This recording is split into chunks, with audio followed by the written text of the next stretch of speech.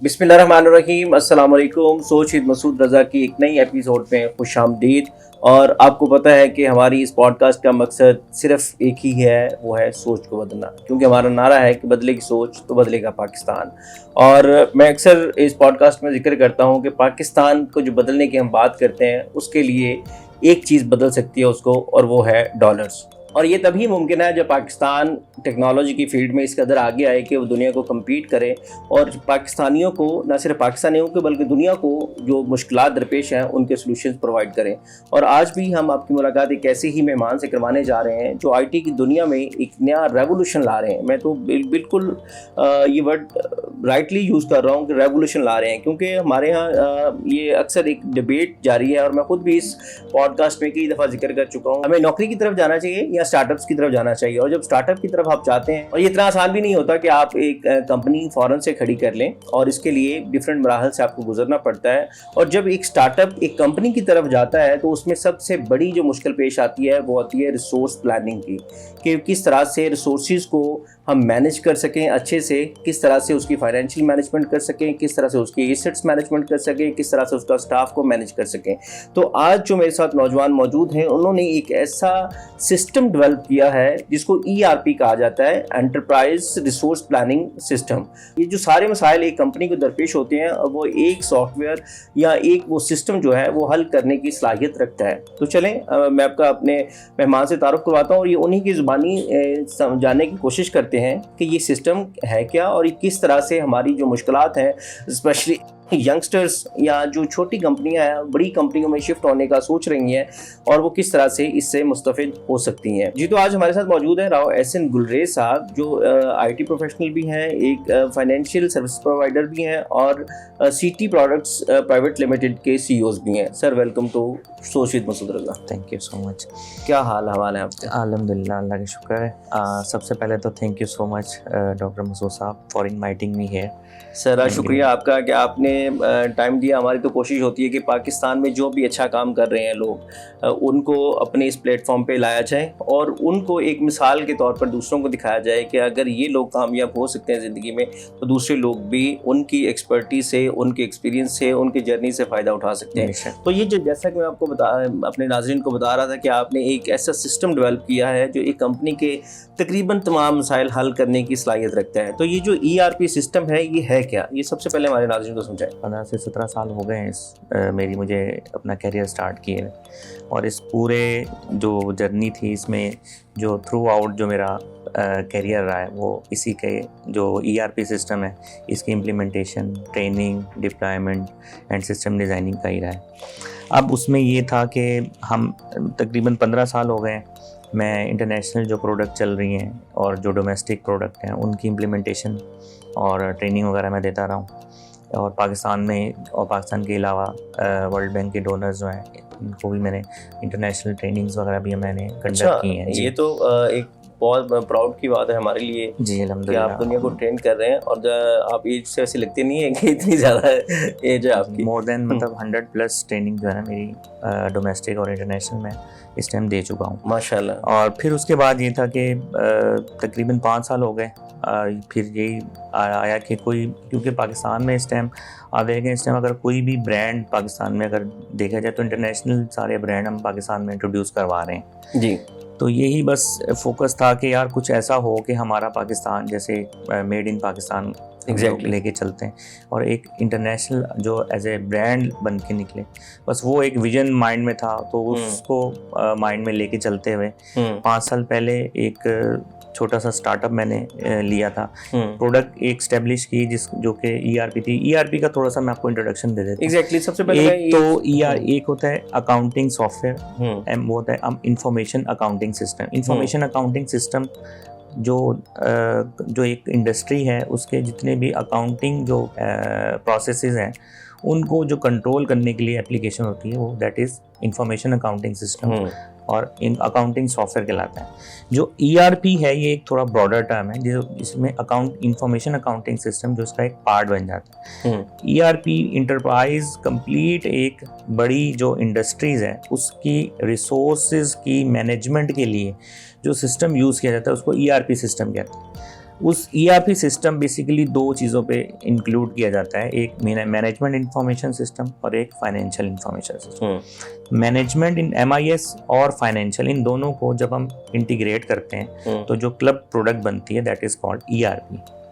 ठीक है। तो ये एक कंप्लीट ERP प्रोडक्ट है जिसको हम 5 साल पहले हमने इस प्रोडक्ट की स्टार्टअप लिया। अच्छा, आपको इसको बनाने में कितना 5 साल लगे? तकरीबन 5 साल, क्योंकि बेसिकली हमने इस ERP का जो बेसिक फाउंडेशन थी ना वो टोटली डायनामिक और जेनेरिक रखी थी। जेनेरिक मीन्स के that is fit for all types of industries, यानी कि किसी भी तरह का शोबा है उसमें जो आपका एक सॉफ्टवेयर या आपके जो एक ERP सिस्टम है ये सबके लिए उतना ही मौजू है जितना कि IT वालों के। एग्जैक्टली। इसका बेसिकली जो नाम, ब्रांड नेम है वो है isolate ERP system. Isolate means uniqueness, इसमें क्या है वो भी मैं आपको बताऊंगा। जो मैनेजमेंट जो मैनेज कर रही है, ओन कर रही है, वो CT प्रोडक्ट्स प्राइवेट लिमिटेड है जिसका मैं CEO हूँ, और प्रोडक्ट नेम है आइसोलेट ERP सिस्टम। अब ये जो सबसे मेन इसके जो की फीचर्स हैं उनमें ये है कि ये जो जिस प्लेटफॉर्म पे हमने बनाई है, क्योंकि इस टाइम टेक्नोलॉजिकल वार जो है ना वो बहुत ज़्यादा चल रही है।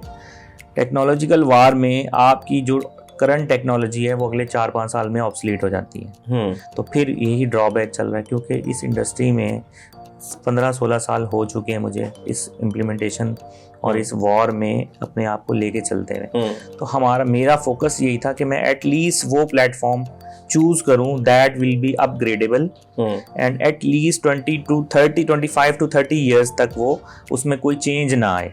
अच्छा जी, और that will be the most advance system and compatible with the international market.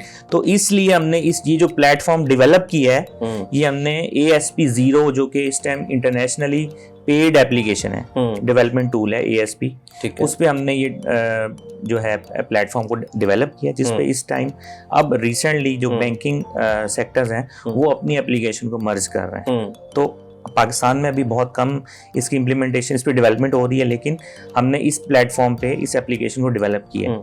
और इसका जो लोड टेस्ट है वो 8 लाख ट्रांजैक्शन पर सेकेंड है। 8 लाख ट्रांजैक्शंस पर सेकंड? जी, जो कि हमने अभी तक पास की है। तो अगर कोई बड़ी से बड़ी इंडस्ट्रियल भी इस पे ऑर्गेनाइजेशन आती हैं तो लोड टेस्ट में इंशाल्लाह ये बीट कर जाएगा। ठीक है, कोई मसला होगा नहीं। बैकएंड पे SQL तमाम चीज़ें पे इसकी पेड है, पूरा जो इसका डॉक्यूमेंट इसका बना हुआ है और कंप्लीट एक इंटरनेशनल स्टैंडर्ड्स को फॉलो करते हुए हमने इसको डिज़ाइन किया है। तो ये जो कोर की फीचर्स हैं इसके, जिसको सामने रखते हुए हमने सबसे पहले इसकी फाउंडेशन बनाई। ठीक है। अब उसके बाद फिर स्टेप बाय स्टेप इसमें तमाम जो जिन इंडस्ट्रीज के लिए अभी के जैसे NGO सेक्टर्स हैं, मैन्युफैक्चरिंग बिजनेसेस हो गए, रिटेलर्स हो गए, सर्विसेज इंडस्ट्रीज हो गई, ट्रेडिंग कंपनीज हो गई, ठीक हो गया। इसके अलावा लॉजिस्टिक हो गई, और इसके अलावा रियल स्टेट, जैसे अभी लाहौर में माशाल्लाह से पूरे पाकिस्तान में एक बूम आया हुआ है। अच्छा, ये तो आपने बताया कि भी एक कंपनी इसके लिए जितने भी उसके इश्यूज हैं उनके सॉल्यूशंस इस सिस्टम के अंदर मौजूद है। तो let's take example of a group कि एक ग्रुप है, उसकी मल्टीपल कंपनीज हैं आगे। तो ये क्या आपका जो सिस्टम है उस कंपनी के सारी कंपनीज यानी कि जो उस ग्रुप की सारी कंपनीज हैं उनको भी इंटीग्रेट कर सकते हैं आपस में? जी, अब इसमें जो मेन फीचर्स हैं वो जैसे ग्रुप ऑफ कंपनी है, एक ग्रुप ऑफ कंपनी जो है वो अपनी multiple companies with their multiple branches along with their multiple projects, their godown के अंदर bin rack shelfs with their multiple currencies and multiple measuring units, ये सारे जो है वो एक अंडर द सिंगल अम्ब्रेला ये मैनेज कर सकते हैं। और जो सबसे मेन फीचर है, एक सॉफ्टवेयर एक ही होगा, सिस्टम एक ही होगा, उसके अंदर आगे सब सेक्शंस होंगे जिसमें डिफरेंट कंपनीज एंटरटेन हो रही होंगी, और उसके आगे सब सेक्शंस होंगे जिनमें डिफरेंट डिपार्टमेंट्स उसके हैंडल होंगे। एग्जैक्टली, एम आई राइट? बिल्कुल, और एक ही अम्ब्रेला के अंदर। और जो सबसे मेन इस टाइम जो यूनिक फीचर है इसके अंदर वो ये कि जैसे एक कंपनी की ग्रुप के अंदर 4 कंपनी है, हर कंपनी का अपना एक लोगो है, अपना एड्रेस होता है, अपनी उसकी इनवाइसिंग और उसकी ब्रांडिंग होती है। ये फीचर इस टाइम कोई भी पाकिस्तान में नहीं दे पा रहा, जो कि हमने इंट्रोड्यूस करवाया कि अगर आपकी 5 मल्टीपल कंपनीज हैं या जितनी भी आपके ग्रुप के अंदर एंटिटीज आ रही हैं, वो अपनी ब्रांडिंग इटसेल्फ खुद से कर सकते हैं और तमाम रिपोर्टिंग ये आप अपनी कंपनी, जो भी कंपनी जिसकी भी ट्रांजैक्शन पास कर रहे हैं उसी की ब्रांडिंग में आप उस तमाम रिपोर्टें ले सकते हैं। तो आपको एक मल्टीपल लॉगिंग या पिन से मतलब मल्टीपल कंपनीज ओपन करने की जरूरत नहीं पड़ेगी। अंडर सिंगल अम्ब्रेला आपको तो वन विंडो ऑपरेशन मिलेगा जिसमें आप तमाम कंपनीज की ट्रांजैक्शन कर सकते हैं और रिपोर्टिंग आप तमाम कंपनीज की अलग-अलग भी देख सकते हैं उनकी अपनी ब्रांडिंग से, और आप कलेक्टिवली भी देख सकते हैं। अच्छा, जब एक कंपनी जब मल्टीपल कंपनीज में जाती है या ग्रुप की शक्ल में जाती है तो उसकी जो मैनेजमेंट होती है वो उनकी कोशिश होती है कि हम बाहर से लोगों को इनवाइट करें और जो इस तरह के सॉफ्टवेयर्स हैं हम उनसे परचेज करें ताकि हमारे पास एक इंटरनेशनल एलिमेंट भी आ जाए। तो आपने भी शुरू में कहा कि हम इस सिस्टम को इंटरनेशनली लेके जा रहे हैं और लेके भी जाएंगे। तो अगर मैं आपसे पूछूं कि आपकी ये जो ERP सिस्टम है, ये जो एग्जिस्टिंग सिस्टम मौजूद हैं पूरी दुनिया के अंदर और इंटरनेशनल मार्केट में, ये उनसे क्यों यूनिक, किस तरह से यूनिक है? और अगर फर्ज करें कि मेरी कंपनी है तो मैं आपको क्यों टारगेट करूँ, मैं आपका सिस्टम क्यों बाय करूँ? देखिए, ये बहुत काफ़ी अच्छा आपका सवाल है। अब इसमें गैप एनालिसिस अगर मैं लूँ, क्योंकि बेसिकली अब एक पूरा मतलब अब लाइफ का कैरियर इसी में गुजरा है मेरा। इंटरनेशनली जो प्लेयर्स हैं, जो ब्रांड्स हैं, वो ऑलरेडी उस पर मैंने वर्किंग की हुई है। डोमेस्टिक जो चल रहे हैं अल्हम्दुलिल्लाह सारे मतलब मैंने खुद अपने हाथों से काम किया हुआ है। गैप एनालिसिस डोमेस्टिक और इंटरनेशनल अगर मैं उसका निकालूं, मैंने खुद अपने हाथों से मतलब हैंड्स ऑन प्रैक्टिस में ही तमाम इंडस्ट्रीज पे एक्सेप्ट बैंकिंग, ठीक है ना। तो इस गैप एनालिसिस को अगर मैं देखूं तो उसमें अगर मैं आइडेंटिफाई ये करता हूं कि अभी भी हर प्रोडक्ट में एक ऐसा गैप है, क्योंकि पाकिस्तान की जो इंडस्ट्री है ना, जो इस इंडस्ट्री में कस्टमाइजेशन बहुत ज़्यादा है और इंटरनेशनल ब्रांड बहुत दफ़ा मतलब ये समझ लें कि उसकी जो सक्सेस और फेलियर का जो रीज़न है ना, वो यही है कि पाकिस्तान का जो गैप है ना इंडस्ट्रियल, वो बीट नहीं कर पाते हैं। और उसमें अभी भी अगर हम एग्जिस्टिंग प्लेयर्स जो चल रहे हैं, जो इम्प्लीमेंटेशन जो पार्टनर्स हमारे पाकिस्तान में अल्हम्दुलिल्लाह बड़ा अच्छा काम कर रहे हैं, वो अगर आप उनको भी उठाएं तो वो भी उन्होंने भी अपने मतलब एक तो ब्रांड इंटरनेशनल लगाए हुए हैं, साथ उसके इंटीग्रेटेड थर्ड पार्टी जो मॉड्यूल्स हैं अपने बना के लगाए हुए हैं, क्योंकि वो रिक्वायरमेंट पूरी नहीं कर रहे हैं। तो इस गैप को सामने रखते हुए और हर कंट्री के गैप जो टैक्स जैसे मैनेजमेंट सिस्टम है वो हर कंट्री का अलग है, ठीक है। फाइनेंशियल जो बाई लॉज हैं वो हर कंट्री के अपने चल रहे हैं, तो उनको भी अगर हम सामने रखें तो एक हमें डायनेमिक पूरी प्रोडक्ट चाहिए जो कि उस ऐसा फ्लेक्सिबल मॉडल हो जो तमाम इंडस्ट्री, तमाम कंट्रीज के जो लॉज हैं टैक्सेबल स्पेशली उनमें वो एडजस्ट हो जाए। तो उसको अगर हम सामने रखें तो अल्हम्दुलिल्लाह हमारी जो प्रोडक्ट है, जैसे इसको हमने इस लेवल पे फ्लेक्सिबल किया है कि जो इंडस्ट्रियल क्लाइंट जो हमारा क्लाइंट होगा उसको इसकी इम्प्लीमेंटेशन और सिस्टम डिजाइनिंग में किसी भी कस्टमाइजेशन में जाने की जरूरत नहीं पड़ेगी इंशाल्लाह। एटलीस्ट मतलब मैं ये दे रहा हूँ आज कि 95% ये एडजस्टेबल प्रोडक्ट होगी उनकी रिक्वायरमेंट के मुताबिक। अच्छा, आपने कहा कि ये जो आपका ERP सिस्टम है ये आपने 30 इयर्स जो मुस्तकबिल के हैं, फ्यूचर के 30 इयर्स को मद्देनज़र रखते हुए बनाया ताकि इसमें स्लाइटली चेंजेस तो आ सकती हैं लेकिन किसी को यानी कोलैप्स नहीं करेगा। जैसे ये होता है कि भी एक टेक्नोलॉजी आती है तो वो जो पहले वाली होती है उनको ऑब्सलीट कर देती है कि वो फिर नए सिरे से उस नई टेक्नोलॉजी की तरफ हमें जाना पड़ता है। तो इसमें आजकल जो AI का बड़ा यानी कि शोर है, लोग सुनते भी हैं, इस्तेमाल भी करते हैं कि आजकल तो हर एप्लीकेशन कोशिश कर रही है कि उसके AI में के कुछ एलिमेंट्स उसमें डाल दिया जाए, कि उसके कुछ फीचर्स, कुछ टूल्स शामिल कर दी जाए। तो क्या आपके ERP सिस्टम में भी कोई जो AI बेस्ड टेक्नोलॉजी शामिल है या कुछ फीचर्स ऐसे शामिल हैं इसमें? अच्छा, अब इसमें ये जो पॉइंट है ना आपका, इंटरनेशनल में जैसे USA और कनाडा और UK इन 3 कंट्रीज़ में भी मैं सर्विसेज दे रहा हूँ। ऑलरेडी हमारे क्लाइंट हैं, ये प्रोडक्ट भी अल्हम्दुलिल्लाह हम UK में भी दे रहे हैं। अब वहाँ पे इस टाइम जो ऑटोमेशन का जो कंसेप्ट है और जो आर्टिफिशियल इंटेलिजेंस का जो कंसेप्ट है, बुक कीपर की जो रोल है, जैसे हम पाकिस्तान में आप सुन रहे हैं कि इन फ्यूचर में जो बुक कीपिंग है वो ख़त्म हो जाएगी, एलिमिनेट हो जाएगी, डेटा एंट्री ख़त्म हो जाएगी। उसकी जो बेसिक फाउंडेशन है वो क्या है, तो ये कि मर्जिंग हो रही है, B2B। अब यूएसए कनाडा में इस टाइम बहुत सारे ऐसे बिजनेसेस जो कि आपस में इंटीग्रेट हो चुके हैं। तो अब एक बिजनेस जो ट्रांजैक्शन करता है, सेकंड बिजनेस ऑटोमेटिकली वो इंटीग्रेटेड हुआ है, तो वो ऑटोमेटिकली उसकी ट्रांजैक्शन पास हो रही है। दूसरा ये कि एआई फीचर्स जो इस वक्त चल रहे हैं उसमें डेटा एंट्री में जैसे हैंड हेल्ड है, उसमें आप स्कैनर है, वो आपको रीड करते हैं और रीड पे उसका आर्टिफिशियल जो एल्गोरिदम लगा हुआ है वहां से वो रीड करके उसकी ट्रांजैक्शन को पास कर रहे हैं। गो के इस इंडस्ट्री में जो डेटा एंट्री है अभी मैच्योरिटी की तरफ जा रही है, लेकिन अल्टीमेटली ये जो डेटा एंट्री है ये एलिमिनेट हो जाएगी और एआई जो है वो की सपोर्ट के साथ ये है कि हम इसकी जो ट्रांजैक्शन है वो हम 100% ऑटोमेशन में ले जाएंगे। अब इसमें ये है कि हमारा जो ये प्रोडक्ट है, जैसे कि मैंने आपको कहा कि पूरी ऑटोमेशन हमने इसकी लगाई हुई है। इस प्रोडक्ट की जो प्लेटफॉर्म है, पहले तो ये कि तमाम दुनिया के तमाम एप्लीकेशन के साथ इंटीग्रेटेड एप्लीकेशन है, मतलब ओपन इंटीग्रेशन इसकी अवेलेबल है। ठीक है, किसी भी थर्ड पार्टी टूल के साथ हम इसकी इंटीग्रेशन कर सकते हैं। ठीक हो गया। प्लस ये है कि जो जैसे चैट जीपीटी है, अभी हम चैट जीपीटी की R&D कर रहे हैं कि हम उसको इसके साथ अटैच करें और जैसे हमारे वो यूजर जो इस वक्त इतने ये समझ लें कि टेक्नोलॉजिकल इक्विप्ड नहीं है, प्लस उनको प्रोडक्ट का बैकग्राउंड इतना ज्यादा नहीं पता, but they are willing to use my product. ठीक है ना। तो इस पॉइंट ऑफ व्यू से अगर उनको सपोर्ट चाहिए होगी ड्यूरिंग द, आप इस पे यानी काम कर रहे हैं, ये आपके प्रोडक्ट का तो वो है कि इंशाल्लाह जल्द हम इसको ऐड करेंगे और जो हमारा यूजर है उसको चैट जीपीटी के थ्रू यही गाइडलाइन मिलेगी कि इसको ऑपरेट कैसे करना है, और अगर कहीं पे वो मिस्टेक कर रहा है तो उसको रियल टाइम बेसिस पे वो बता देगा कि आप ये मिस्टेक कर रहे हैं और वो आगे गलती होगी ही नहीं। अच्छा, एक और यानी कि जो आजकल डिबेट चल रही है कि जिस तरह से एआई का, आर्टिफिशियल इंटेलिजेंस का इस्तेमाल बढ़ रहा है तो नौकरियां खत्म हो जाएंगी, तो क्या ईआरपी सिस्टम जो है ये नौकरियां लोगों की खत्म करेगा या ये जॉब अपॉर्चुनिटीज पैदा भी करेगा?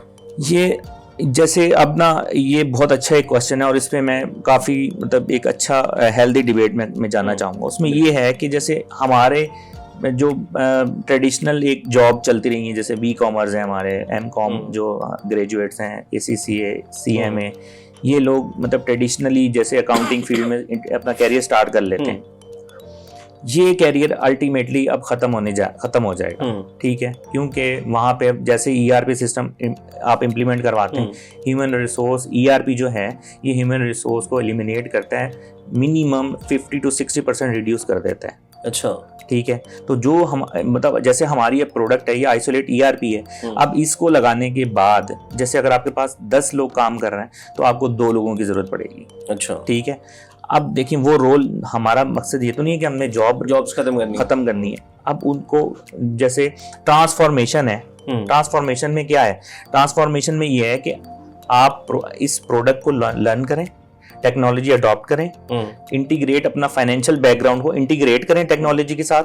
ठीक है, और इसी के सर्विस और as a pro advisor market में आके इसी को इम्प्लीमेंटेशन में आ जाए। अच्छा, मैं ये मैंने सवाल पूछना था आपसे कि इसको जो कंपनी ले रही है तो उसको ऑपरेट करना कितना मुश्किल है, क्या इसके लोग हायर करने होंगे? आपने एक वर्ड यूज किया प्रो एडवाइजर जी, वो उसको थोड़ा सा एलाबोरेट करते हैं कि वो क्या चीज़ है? प्रो एडवाइजर प्रोग्राम जो है ना, जो ये बेसिकली ये मेरा अपना एक कंसेप्ट जो मैंने इंट्रोड्यूस करवाया है लेटेस्ट, इसमें ये है कि that is basically the integration between employer and employee. Her product की आपको लर्निंग चाहिए, ये एक पूरा जब तक उसकी लर्निंग नहीं होगी आप उसको ना तो ऑपरेट कर सकेंगे ना आगे उसमें। सबसे बड़ा जो गैप है हमारी इंडस्ट्री में वो ये है कि हमारे जो एजुकेशनल इंस्टीट्यूशंस हैं वो पास आउट करने के बाद प्रैक्टिकल इम्प्लीमेंटेशन नहीं बताते। उसके लिए आपको मार्केट में एक पूरा टाइम देना पड़ता है एज ए इंटर्नशिप में। अब वो हालात नहीं है कि आप इंटर्नशिप पे 2-2 साल लगाएं। ठीक है ना। मैं आज आपको ये बता रहा हूँ कि आप अगर जैसे सपोज करें M.Com में आपने एडमिशन लिया है किसी भी स्टूडेंट, वो साथ ही आप इसकी इम्प्लीमेंटेशन लर्निंग स्टार्ट कर दें। जब आप पास आउट होंगे ना, कि डिग्री आपको उधर से मिल जाए, स्किल्स आपकी कंप्लीट होंगी और आप राइट अवे मार्केट में as a pro advisor implementation में आए और लर्निंग करें और आप इम्प्लीमेंटेशन करें और अर्निंग करें, बजाय इसके कि 2-2, 4-4 साल आप मार्केट में धक्के खाएं। ठीक है, लोगों की मिन्नतें करें और फिर उसके बाद इंटर्नशिप पे जो यहाँ पे कल्चर है पाकिस्तान में, सिखाया कुछ नहीं जाता, लोग बताते हैं बिल्कुल ऐसे ही है। हमारा मेरा प्रोडक्ट कोई भी बनाता है ना, वो अपनी प्रोडक्ट को डिस्क्लोज नहीं करता। हमारी में जो इसका पूरा बिजनेस मॉडल मैंने खुद लिखा है। अच्छा, ठीक है, इसका पूरा डायनामिक मॉडल मैंने खुद बनाया है, डिफाइन किया है। मैंने अपने चैनल पे हर मॉड्यूल को पूरा एलेबोरेट किया है कि हाउ इट वर्क्स। ठीक है ना, तो अगर कोई भी बेसिक जो स्टूडेंट है वो अगर वो चैनल को ही लेके चल लेता है, वहीं से यूट्यूब चैनल जो किस नाम से, सिटी प्रोडक्ट्स के नाम सिटी प्रोडक्ट्स जी, तो उसको अगर वो स्टडी करना शुरू कर दे तो एटलीस्ट उसको स्टार्टअप पता लग जाएगा कि कैसे है। फिर वो प्रो एडवाइजर में इनरोल हो जाए, इनरोलमेंट अगर हो गई वो हमारा एक मेंबर बन गया। फिर उसको ये जो प्रो एडवाइजर आप कह रहे हैं कि इसमें एनरोलमेंट होगा, ये आपको ट्रेनिंग सेशन है या क्या है? पूरा एक मैंने ट्रेनिंग प्लेटफॉर्म बनाया है, पूरा इसका एक रोड मैप डिफाइन किया है। ठीक है, उस रोड मैप में मैंने एक बेसिक स्टूडेंट की जो स्टार्टअप है उसका जो उसको पहले का उसको बेसिक्स कैसे स्टडी करवानी है, अकाउंटिंग बैकग्राउंड उसका कवर अप करना है, फिर उसको मार्केट प्रैक्टिस का बताना है, ठीक है, इंडस्ट्रियल प्रैक्टिस का बताना है, फिर उसको जो इंडस्ट्रीज में प्रोसेसेस हैं जैसे मैन्युफैक्चरिंग है, यानी कि जिस इंडस्ट्री में जिसकी स्पेशलिटी है वो उस इंडस्ट्री से मुताल्लिक सॉफ्टवेयर का जो यूजेज है वो सीख सकता है। प्लस इसके अलावा हमारे ऑलरेडी नेशन वाइड और इंटरनेशनल हमारे चैनल पार्टनर एस्टेब्लिश हो चुके हैं, हमारे क्लाइंट एस्टेब्लिश हो चुके हैं। हर क्लाइंट को एक अच्छा रिसोर्स चाहिए, ठीक है ना, और उसको कंप्लीट जैसे जिस इंडस्ट्री में भी वो क्लाइंट है उसके हम अपने ही जो प्रो एडवाइजर हैं हम उन्हीं को मूव करवाते हैं कि अब आप इस इंडस्ट्री में जाएं और अपना जो इस इंडस्ट्री का नॉलेज है वो गेन करें। यानी कि जिस तरह से हम एक प्रोडक्ट लेते हैं तो उसके साथ एक मैनुअल मिलता है जो उसका जिसपे उसका तरीकाकार लिखा होता है कि इसको चलाना कैसे है। इसी तरह से यानी कि जो लोग आपके साथ उसमें ट्रेनिंग में इनरोल होंगे वो वहाँ से बाकायदा हैंड ऑन एक्सपीरियंस लेंगे और फिर जो कंपनी आपसे ये सिस्टम इंस्टॉल करवाएगी तो उसके यानी कि सर्विस प्रोवाइडर के तौर पर लोग इंशाल्लाह वो जब हमारे साथ 6 महीने तक वो हमारे साथ इनरोल रहा ना, हम उसको इतना हैंड्स ऑन प्रैक्टिस उसकी करवा देंगे, इंडस्ट्रियल प्रैक्टिस, कि वो जब मार्केट में किसी भी हमारे क्लाइंट या नए किसी भी लीड पे जाके वो अगर डेमोस्ट्रेशन देगा ना तो इंशाल्लाह वो बीट करेगा। तो ऐसा नहीं, अगर मैं आपसे पूछूं कि कौन कौन सी इंडस्ट्रीज जो हैं उनके साथ ज़्यादा कंपैटिबिलिटी है आपके ईआरपी सिस्टम की, तो हम कौन से अगर इनलिस्ट करें तो कौन कौन सी इंडस्ट्री इसमें ज़्यादा स्कोप है इस इंडस्ट्री का? देखिए, सबसे पहले तो मैंने आपको बताया था कि हम एलिमिनेट कर रहे हैं बैंकिंग, एजुकेशनल और मेडिकल। इनके अलावा इनको क्यों नहीं? क्योंकि हर इंडस्ट्री का ना एक स्पेसिफिक ईआरपी होता है, और जैसे ये 3 इंडस्ट्री जो मैंने आपको बताई ना, इसका जो ईआरपी है ये बाकियों में फिट नहीं होगा। अच्छा, अब आ जाते हैं कि इसके अलावा जितनी भी इंडस्ट्री है ये उसमें कौन उसमें जो कोर इंडस्ट्रीज हैं, सबसे एनजीओ सेक्टर्स हो गए, मैन्युफैक्चरिंग हो गई, ट्रेडिंग होगी, रियल एस्टेट हो गई, हाउसिंग सोसाइटीज हो गई, ठीक हो गया, फार्मास्यूटिकल इंडस्ट्रीज हो गई, प्लस आपका लॉजिस्टिक हो गई, शिपिंग कंपनीज हो गई। इनके लिए ये बहुत हॉट प्रोडक्ट है, ठीक है। ऑलरेडी हमारे इन सेक्टर्स में जो केस स्टडीज हैं वो भी 2-2, 3-3 साल हो चुके हैं, मेच्योर हो चुके हैं। तो ये सारी वो इंडस्ट्रीज हैं जिनको हम ऑलरेडी कर रहे हैं जी। ये और आपका यानी एक्सपीरियंस हो चुका है अल्हम्दुलिल्लाह। हमारी product with reporting in industries के साथ कंपैटिबल भी है और हमारे केस स्टडीज भी हैं। तो रियल एस्टेट क्योंकि एक इमर्जिंग इंडस्ट्री है और हर यानी कि बंदे का शौक भी होता है इसमें आने का, या हम किसी न किसी तरह से उससे वाबस्ता भी रहते हैं, तो रियल एस्टेट वाले किस तरह से आप इस देखिए, हाउसिंग सोसाइटी सबसे पहले तो हमारे पास इसमें 2 कोर प्रोडक्ट हैं। एक है CRM जो कि that is typically design for the real estate industries है, क्योंकि आज इस टाइम जो इसकी लीड मैनेजमेंट से लेके इसकी KPIs और इसकी डील मैनेजमेंट तक का जो पूरा प्रोसेस है वो पूरा हमारे इसको डिफाइन किया हुआ है। और इसके अलावा ये कि जो जैसे हाउसिंग सोसाइटीज़ हैं उनकी टाउन प्लानिंग हो गई, फेजेस हो गए, इन्वेंट्रीज हो गई, ट्रांसफर्स हो गई, मर्जिंग हो गई, ये सारा एक स्पेसिफिक पॉइंट है जिसको हमने कवर किया है। तो इस पॉइंट से रियल एस्टेट इंडस्ट्री जो है इसमें हमने 100% कवर की हुई है एंड टू एंड, ठीक हो गया। इसके अलावा आप जैसे लॉजिस्टिक है, लॉजिस्टिक में अल्हम्दुलिल्लाह फ्लीट मैनेजमेंट है। फ्लीट मैनेजमेंट जैसे टॉप टीयर्स ओगरा से लेके आपकी जो मार्केटिंग जैसे शेल हो गया, PS हो गया, ये जितने भी इनके जो डिलीवरी जो सर्विस प्रोवाइडर हैं, जैसे फ्लीट प्रोवाइडर हैं जो फ्यूलिंग प्रोवाइड करते हैं, मतलब इन सारे सेक्टर्स में हम ऑलरेडी इंटर हो चुके हैं। ठीक है। इनके लिए कंप्लीट प्रोडक्ट हम बना चुके हैं, टायर्स की, व्हीकल्स की मेंटेनेंस, ड्राइवर की मैनेजमेंट, ठीक सारा है, कुछ सिस्टम में है। ये सारा कुछ हमने इसमें ऑलरेडी डेवलप कर दी। तो अब टारगेट क्या है, कहाँ जाना चाहते हैं? टारगेट अभी हमारा जैसे मल्टीपल करेंसी के साथ हम इसको लेके चल रहे हैं, तो मल्टीपल करेंसी में अगर हम इंटरनेशनल जैसे दुबई हो गया, वहाँ पे हमारे इस टाइम अल्हम्दुलिल्लाह चैनल पार्टनर्स हैं, इम्प्लीमेंटेशन हम कर चुके हैं। अफगानिस्तान हमारी बहुत अच्छी मार्केट है जहाँ पे हमने मतलब क्योंकि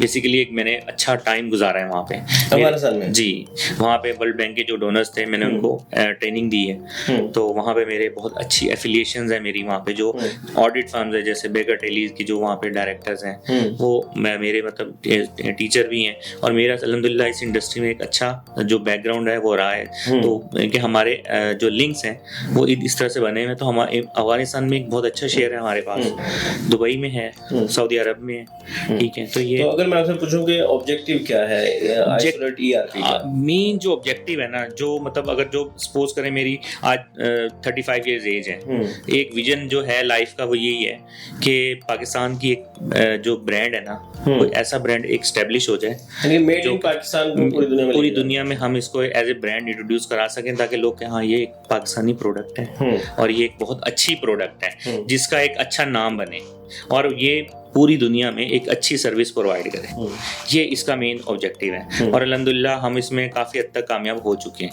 अच्छा, अब एक तरफ से जैसे मैं आपको बताया था कि नीड, जैसे हमारी इम्प्लीमेंटेशन डोमेस्टिक और इंटरनेशनल स्टार्ट हुई है, इसी तरह ये चैनल इंक्रीज हो रहा है। हमारे जितने भी नेशन वाइड क्लाइंट्स हैं, इनकी एक नीड है कि इनको अपनी जो इंटरनल टीम है उसके अलावा भी इनको हायरिंग की जरूरत पड़ती है कि जो एक्सपर्ट हैं, जो आइसोलेट प्रोडक्ट के जो ईआरपी के जो एक्सपर्ट हैं वो हमें चाहिए ताकि वो हमें इन हाउस सर्विसेज दे सकें। ठीक है। दूसरे नंबर पे एक तो यहाँ से ये इनकी नीड बढ़ रही है, दूसरी तरफ से हमारा ये जो कैंपेन चल रही है ई प्रो एडवाइज़र की, जो ये सक्सेसफुली कंप्लीट करता जाता है हम उसको पब्लिश कर देते हैं, ठीक, अपनी वेबसाइट पे और अपने क्लाइंट्स के साथ। ठीक है। हम दोनों को इंटीग्रेशन करवा रहे हैं कि आपको अगर अच्छे रिसोर्स चाहिए, they are the basically successful pro advisors and if you want to hire them you can directly connect with them, तो आप उनसे सर्विसेज ले लें। ठीक है। प्लस अगर वो हमारे साथ एज ए एम्प्लॉय काम करना चाहता है, हमारे पास ये ऑप्शन भी अवेलेबल है।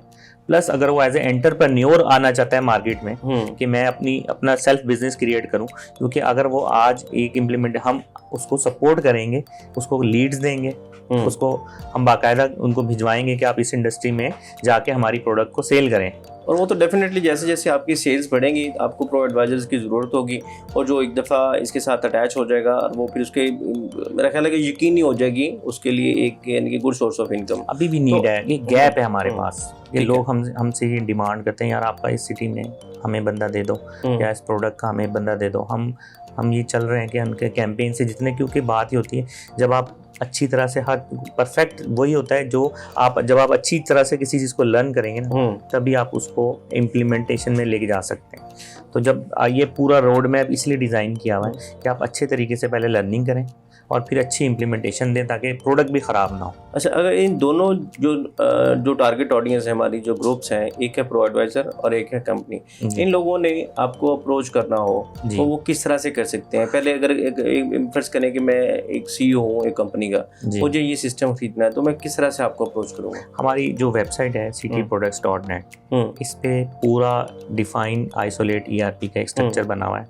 वहाँ पे इंक्वायरीज का पूरा मॉडल है, वहाँ पे आप जाएं, इंक्वायरी सबमिट करें, हमारी जो टीम है वो डायरेक्ट आपको अप्रोच करेंगी और वहाँ पे उस सिटी में जिसमें भी वो हैं, वहाँ के हमारे जो चैनल पार्टनर हैं, इम्प्लीमेंटेशन जो पार्टनर है वो आपके पास मीटिंग करेंगे। ठीक है। और इसको पूरा आपको इम्प्लीमेंटेशन तक लेके जाएंगे। ठीक है। और दूसरा यानी कि जो ग्रुप है हमारा प्रो एडवाइजर्स वाला, कि अगर मुझे वो सीखना है काम, एक मैंने I have to be a pro advisor, so what should I do? इसके लिए भी हमारी वेबसाइट पे एक पूरा पैनल बना हुआ है। ठीक है, कि आप registered as a pro advisor हो जाएं। ठीक है, उसका पूरा हमारा जो रोड मैप है उसको फॉलो करें, उसमें एनरोलमेंट करवाएं। Is it a paid course?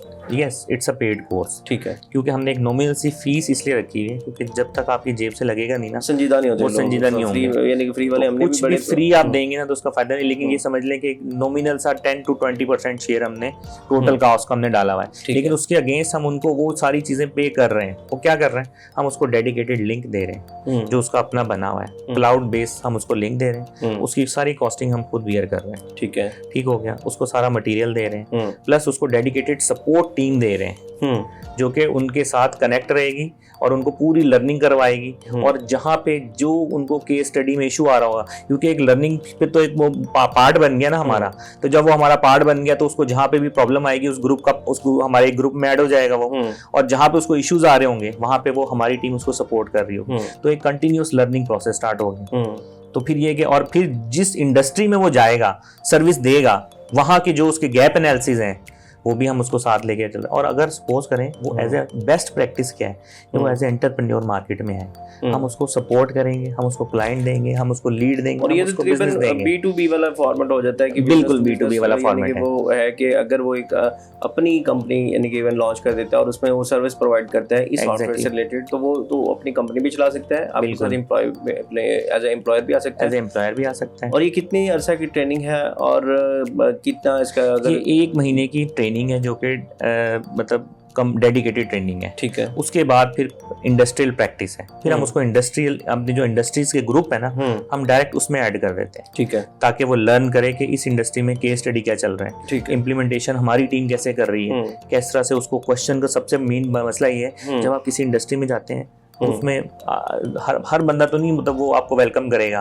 तो वो काउंटर अटैक होंगे, तो आपको काउंटर क्वेश्चनिंग का आपको फेस करने पड़ेंगे, हार्ड क्वेश्चनिंग हो जी, तो वो उसकी पूरी इस लेवल पे तैयारी करवाएंगे कि जब वो किसी भी बड़ी मैनेजमेंट के साथ सामने बैठे तो उनकी क्वेश्चनिंग को आराम से बीट कर सके। जैसे जैसे हम IT का यूज बढ़ रहा है, टेक्नोलॉजी एडवांस हो रही है, वैसे वैसे जो साइबर अटैक्स हैं वो भी हो रहे हैं। यानी कि इवन के अभी मैं देख रहा था कि पाकिस्तान के कई बैंकों का जो डाटा है वो उस पर वो है, एक खबर चली कि वो डाटा लीक हुआ है।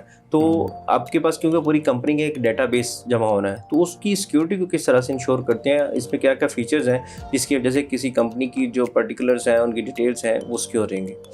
ये काफ़ी अच्छा क्वेश्चन है। आप जैसे मैंने आपको बताया कि सबसे लेटेस्ट प्लेटफॉर्म उसको अडॉप्ट करने की मेन जो रीज़न है उनमें से एक ये भी है कि ये एंड टू एंड इनक्रिप्टेड है। अगर सपोज करें ये ऑनलाइन चल रहा है ऑनलाइन, तो अगर कोई भी थर्ड पार्टी को इसको अटैक करती है या कोई हैक करने की कोशिश करेगी तो ये 100% ये डिकोड हो जाएगा, तो इनक्रिप्ट हो जाएगा, लैंग्वेज इसकी टोटली चेंज हो जाएगी। ठीक है। दूसरा ये कि टोकन बेस्ड सिक्योरिटी, जो बैंकिंग का सिक्योरिटी सिस्टम है ना, टोकन बेस्ड, वैसे ही अगर कोई अनऑथोराइज्ड एक्सेस आती है, ठीक है, 3 टाइम्स अटेम्प्ट करता है वो ब्लॉक हो जाएगा। IP की ट्रैकिंग इस लेवल पे है कि आपको ये सिस्टम इस लेवल पे आपको बता देगा कि किस कंट्री से, किस IP से, किस डिवाइस से, किस यूजर ने किस डिवाइस से कितनी देर तक, किस फॉर्म पे कितनी देर तक हमने उसने क्या एक्टिविटी परफॉर्म की है। अच्छा। तो अगर आप उसको राइट अवे ब्लॉक करना चाहें तो वो भी आप कर सकते हैं। तो हमने इस एप्लीकेशन की जो सिक्योरिटी का जो मेजरमेंट है ना, इनको हमने बहुत ज़्यादा इसको मद्देनजर रखा है, और प्लस इसकी सिक्योर जो इसको 100% हमने ये मेक श्योर किया है कि हमारे जितने भी क्लाइंट हैं उनको इस किस्म का कोई चैलेंज फेस करना ना पड़े। और दूसरा ये कि जो ये प्लेटफॉर्म है ASP0, इनकी अल्हम्दुलिल्लाह अपनी बिल्ट इन सिक्योरिटी बहुत ज़बरदस्त है। ठीक है। और प्लस हमने जो उसका बैकअप जैसे रखा, हमने जो प्राइमरी सर्वर्स हैं वो हमारे जर्मनी बेस हैं, बैकअप सर्वर हमने USA बेस रखे हुए हैं। ठीक है। थर्ड पार्टी हमने अपना मतलब पूरा इंटरनल हमने बैकअप कंट्रोल सिस्टम मैनेज किया हुआ है। तो ये 3-3, 4-4 जगह पे हमारे प्रोसेस ऑटोमेशन में चल रहे हैं बैकअप के। तो इंशाल्लाह हमारी जो ऑनलाइन ये software as a service model है, इसको कोई ऐसा इशू आएगा नहीं, क्योंकि इस टाइम हम 2 तरीके से प्रोडक्ट दे रहे हैं। एक सॉफ्टवेयर एज ए सर्विस, अगर कोई मंथली रेंटल बेसिस पे लेना चाहे तो वो भी अवेलेबल है। जैसे जो स्मॉल मीडियम साइज जैसे ऑर्गेनाइजेशन होती है, उनके पास अपना इंफ्रास्ट्रक्चर नहीं होता IT का, या मैनेज नहीं कर सकती, तो एक हम लिंक्स लें और रेंटल मंथली बेसिस पे वो पे करें, तो इतना ज्यादा उनको मसला भी नहीं होगा, इकोनॉमिकल ये इनको सोल्यूशन पड़ जाएगा। और अगर कोई बड़ी लार्ज इंटरप्राइज है वो अपना सर्वर खुद होस्ट करना चाह रही है तो उनको ऑन प्रीमाइज्ड इंप्लीमेंटेशन दे सकते हैं। मेरा ख्याल है ये सबसे बड़ी जो किसी भी कंपनी के लिए या एंटरप्राइज के लिए सबसे बड़ी जो चीज़ है वो डाटा सिक्योरिटी ही है। और अगर आपकी कंपनी इतनी ज़्यादा फुल प्रूफ सिक्योरिटी दे रही है तो ये कंपनी के लिए तो डेफिनेटली यही चीज़ उनकी रिक्वायरमेंट होती है। तो नाज़रीन, जैसे कि आज हमारी जो गुफ्तगू हुई वो एक ख़ास किस्म का सॉफ्टवेयर के ऊपर जिसको ERP सिस्टम कहा जाता है उसके हवाले से हुई कि कंपनियाँ उससे किस तरह से फ़ायदा उठा सकती हैं, उनके लिए कौन कौन सी फैसिलिटीज़ उसमें अवेलेबल है, और अगर कोई इंडिविजुअल, कोई IT प्रोफेशनल इस ERP सिस्टम को समझ सकता है, इसमें एक उनकी जो ट्रेनिंग है उसको लेकर अगर मार्केट में आता है तो उसके लिए 100% यकीनी के साथ जो रोज़गार के मौके हैं वो दस्तयाब हैं। आज की पॉडकास्ट से मुझे दीजिए इजाज़त। अगली एपिसोड में एक नए पाकिस्तानी, एक नए मेहमान के साथ फिर हाजिर होंगे। अल्लाह ने के बाद।